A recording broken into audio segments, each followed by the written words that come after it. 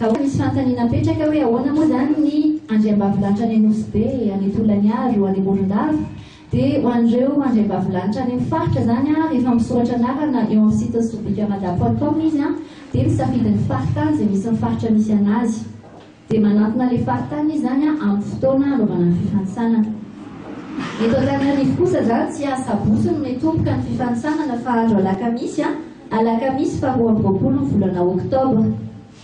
Dia izany hoe ny azahoantsika ny andriambavilanitra folo eto Antananarivo zany dia ny asabotsy fa 5 amby roapolo ny volana Oktobra, izay anaovan'ny mpijery sy mpanaraka ny Miss Madagascar en France amin'ny Viva sy amin'ny sobikamadà.com hatramin'ny 31 Oktobra ny voatinga.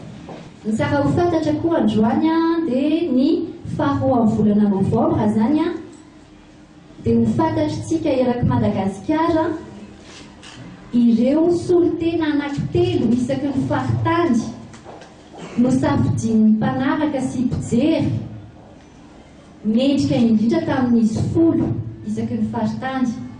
Faharoa amin'ny volana Novambra zany dia hiakatra eto Antananarivo ireo anankitelo solitena isaky ny faritany ireo, anomanana ny prime time manano show final izay ahafantarantsika ny sorana ireo andriambavilanitra solitena ny isaky ny faritany. Naiza misy ny andriambavilanitra ka hiditra ao anatin'ny Miss Madagascar en France izy a, dia manomboka rapiso ny fisoratana anarana amin'ny site sobikamadà.com.